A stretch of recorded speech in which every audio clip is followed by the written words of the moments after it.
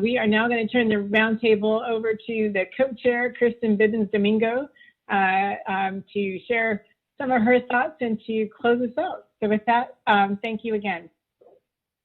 Great. Thank you so much, Dora. I really appreciate it. And thank you to the panelists for this is a really terrific concluding panel.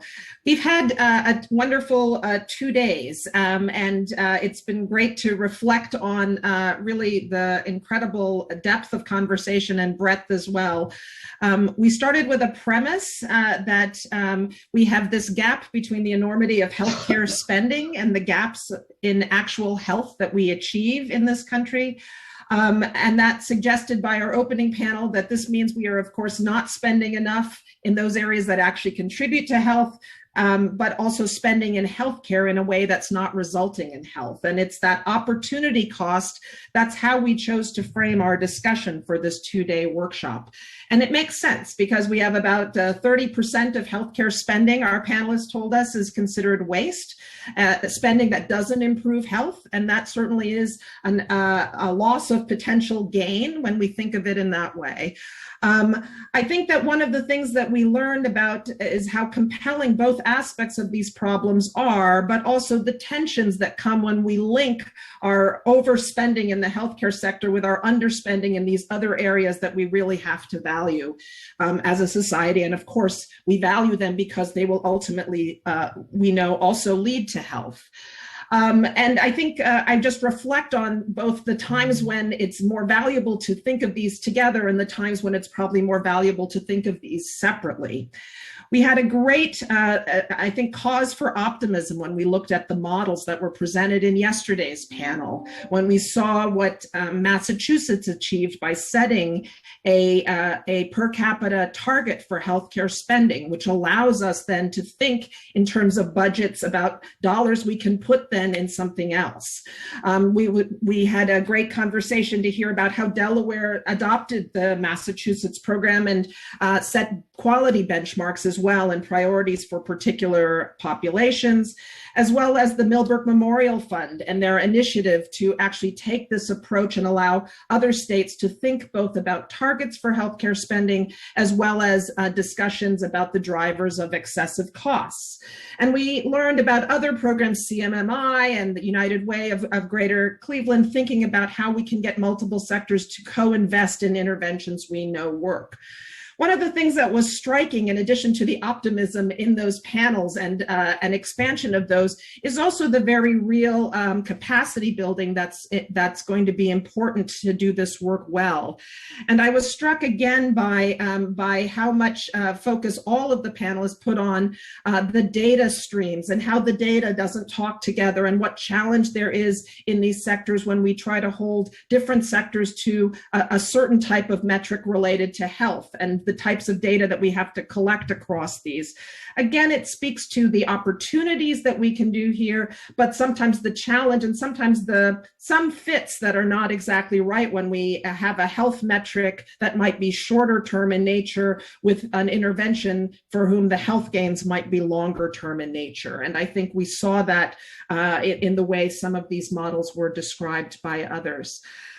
I think the tension and the opportunity was also present in the panel we had this morning, which asked us to frame the conversation for the public, for policymakers.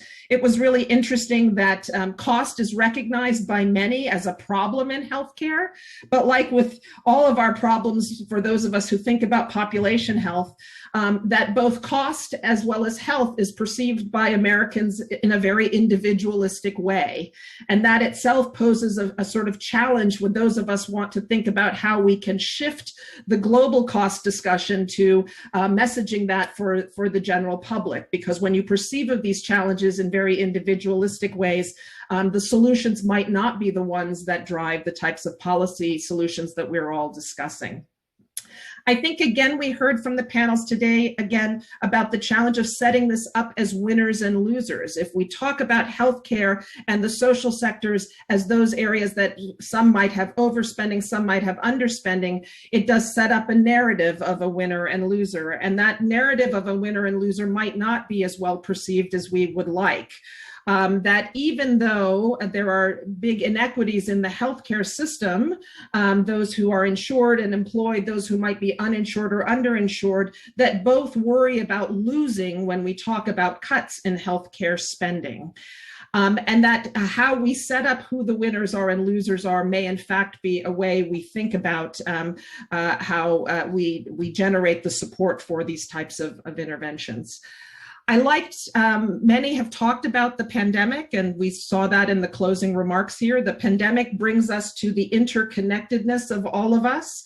And I think both offers its own opportunities and challenges when thinking about the goals we are all trying to achieve. The pandemic, in fact, I think has elevated healthcare's stature, and it might not be the right time that people are engaging in how the healthcare system is something that we shouldn't invest more in. That was an interesting narrative that came out of this morning. On the other hand, the heightened awareness around racial inequities, injustice is something that is more part of the common narrative. And perhaps those are themes that we might utilize to our advantage when trying to think through how to message and engage the public in this topic. Again, I thought the most interesting aspects in the end was how much our messaging around linking to healthcare outcomes is the important way we think about this, and how much is housing, transportation, investment in early childhood education itself a public good that we should think of without understanding its longer term healthcare consequences. And we had this brilliant panel here at the end, I think, who brought it home in exactly the way that we had all hoped. Who thought very specifically about the strategies that we need to do research in order to understand our interventions, understand the interventions across the multiple sectors that we're talking about, how we hold those interventions to standards that might be different than we think about in healthcare settings, and the challenge of doing that when we hold them to a very narrowly focused healthcare standard for outcome. And then also what research tells us that all that we know about the social drivers of health really come from longer term studies that suggest that these investments are important because they result in poor health when we fail to invest over a long period of time. And it is that very long-term nature, though, that also poses the challenge for thinking of it in this shorter term framework for shifting costs to where we want to see these benefits. So again, I think that we have a lot of reason to be optimistic because of what we've heard about today, and a lot of things about our current time in the pandemic that I think allows us to think about the issues that we've talked about in very real ways. But I love the narrative that came out of this last panel at the very end that urged us to really think about our urgency to address the big societal issues that we really need to face, to reverse child poverty, to address fair wages, to address the housing crisis, to address the racial and social inequities as our real social and moral imperative. We have the additional urgency of the high cost of healthcare and the need to address the low value healthcare. But that linking these, while there are very real needs to link them because of the way we think about our budgets, the way we think about the actual dollars we're spending, that there are trade-offs to linking these two together, both in our messaging and in our actual implementation. And that in order to achieve the goals that we all have to address both the high healthcare cost as well as the very need to address these real social sectors that drive health, that our strategies are going to have to be multiple, and that we're going to have to think both about linking and sometimes talking about these in very separate ways.